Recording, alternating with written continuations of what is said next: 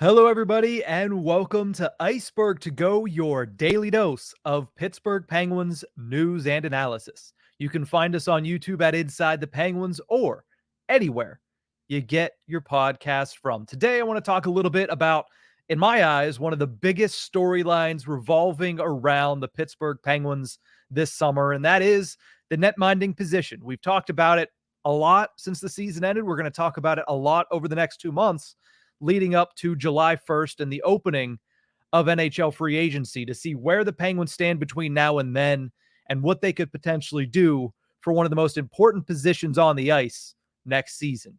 They enter this offseason with plenty of questions. Tristan Jarry, once again, fell apart late. It's in his nature. It's what he's shown over the entirety of his NHL career, is that he's really good and very all-star level good before the turn of the new year. And after the turn of the new year, and specifically after the NHL All-Star game, he just isn't able to put it together. He's not able to keep consistent and keep his level of play high enough really to warrant bringing him back next year. But we'll get into that. Alex Nedeljkovic played well, but he needs a new contract. He's an unrestricted free agent. He could go anywhere. And if he wants a starting job, that might not be Pittsburgh. And then there's Joel Blomqvist, who had a good year, but the question becomes, is he ready to make that next step? And realistically, I think all of us look at this situation and say it would be a lot to have him go from his first year in North America as an American Hockey League goaltender to then putting a lot of pressure on him to be a 1B or potentially a 1A as early as next season. But again, that depends on how the Penguins view him, how far along they think he is, and how much more he needs to do to be ready to be put into that situation. But I think at the end of the day, my thought on it is it may be time for the Penguins to switch things up, and not just on what they did last season, not just on what they've done the last couple of off seasons and how they've addressed the goaltending position, but how they've been addressing the goaltending position for decades now. The Penguins have had a homegrown starter, a starting goaltender that was drafted and brought up through the Penguins organization since 2003.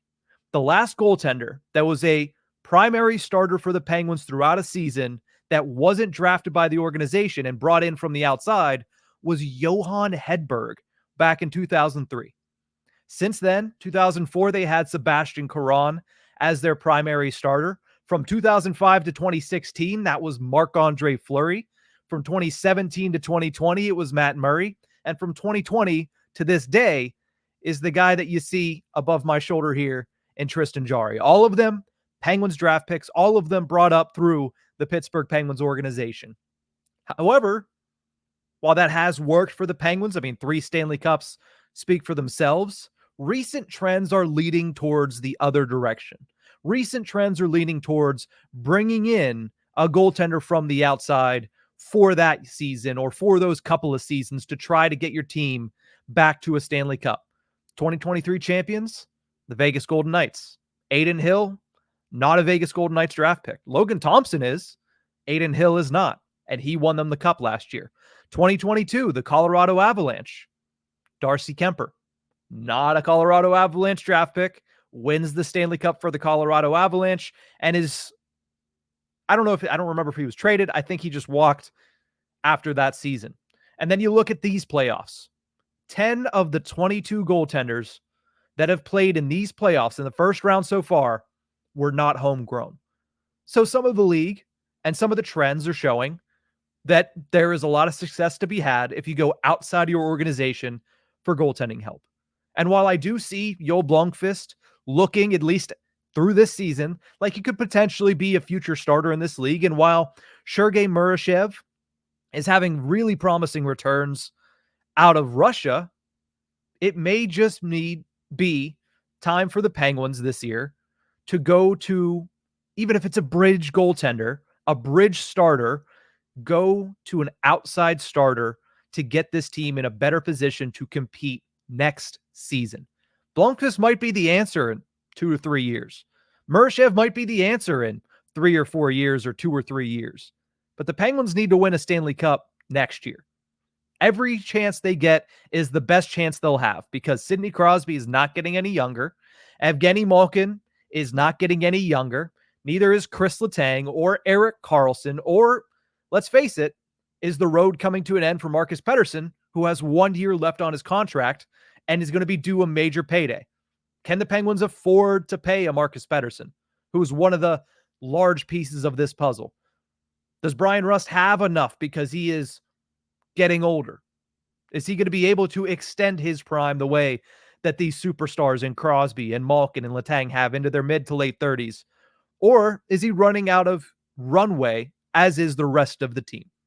The Penguins need to win a Stanley Cup next season, and their best option in net might be to go outside the organization. Now, there is one big issue with that, and that is that Tristan Jarry is under contract for 4 more years. So I understand there is a major roadblock and a major hurdle in front of the Penguins before they can even think to address it in this manner. And that's, can you get rid of Tristan Jarry? Will the Penguins try to trade away Tristan Jarry in the remaining 4 years of his contract at a little over $5 million? I think they'll try. Whether or not they'll succeed just depends on how the goaltending market shakes out this summer. But if they can get rid of Jarry, if they can try to start relatively fresh, I would be much more comfortable with an outside number one. And it's not going to be, UC Soros, right? It's not going to be Connor Hellebuck. It's not going to be a bona fide Vezina goaltending guy. There's one instance where it might be, but again, it's not going to be somebody that you're going to look at as your starter for the next decade. That's what you're hoping Blomqvist turns into. That's what you're hoping Murashev turns into. What you're looking for is, in an essence, another Johan Hedberg. Somebody who can be just enough, and you hope that the rest of the team can take them the rest of the way. Because Tristan Jarry hasn't been enough. Alex Nedeljkovic, while he performed well, he had a 9.0 something save percentage this year. Just wasn't enough at the end of the day to get the Penguins in. And it's not all their fault. It's not.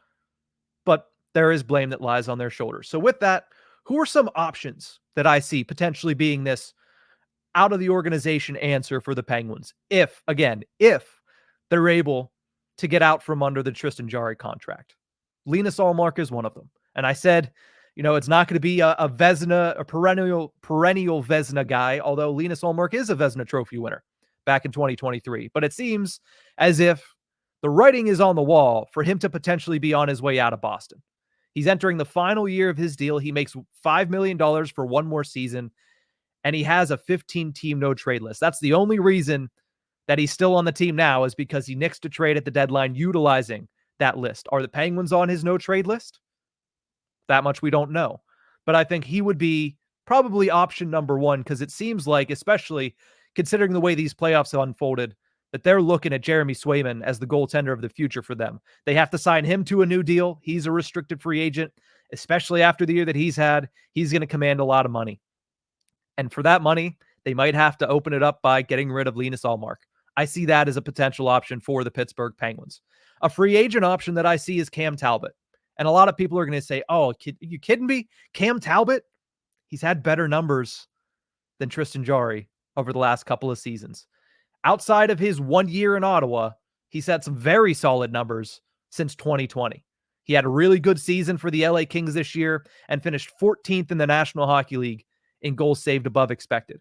Again, is he a world beater? No. Is he somebody that's going to come in and win the Vezina? No. But is he somebody that has put up better numbers than Tristan Jarry? Is he somebody that could be that 1A? And maybe, because if you bring in Cam Talbot, somebody who played 54 games this year on a $1 million deal, if you bring him in for $1.5 million or $2 million, you can afford to bring back Nedeljkovic, and then you can slowly see how Joel Blomqvist progresses. You have 2 guys at very reasonable cap hits in Cam Talbot and Alex Nedeljkovic that can be a 1-2 or a 1A, 1B. And then if Blomqvist ends up being undeniable, then you can bring him up and you don't have to rush him at all. That's why I like Talbot more than I like Jarry. And the last one I'll bring up, a little bit of a younger player. He's going to be a restricted free agent this offseason, is Ukko-Pekka Luukkonen of the Buffalo Sabres. He spent this year as his first season being the primary starter, finished the year with 54 games played, a .910 save percentage, and a 2.57 goals against average. It might be a little difficult to pry him away from the Buffalo Sabres, but the question remains up there. Do they want it to be him, or do they want it to be Devin Levi? Who is their goaltender of the future? And they could try to run a 2-goalie system. Lord knows a lot of NHL teams have been trying to do that as of late. Shoot, last season they tried to run a 3-goaltender system up in Buffalo. So maybe it's hard to take Ukko-Pekka Luukkonen away from the Sabres, or maybe Kyle Dubas just gets aggressive. Offer sheets are a thing. And do you want to offer sheet for a goaltender? I don't know, but it is an option. So those are 3 options that I look at as potential outside sources. But at the end of the day, I feel like there needs to be some change between the pipes. I don't mind Alex Nedeljkovic coming back. I'd prefer it not be Nedeljkovic and Blomqvist, though. I prefer you bring somebody else in if and only if, obviously, you can get out from under that Jarry contract. But the best option moving forward is bringing in that bridge goaltender to be your compete for a cup goaltender this year and next. I don't know how he gets it done, but I think that should be at the top of the priority list for Kyle Dubas. That's going to do it for this episode of Ice-Burgh To Go. Thank you guys so much for tuning in. And remember, you can find us on YouTube at Inside the Penguins or anywhere you get your podcasts from.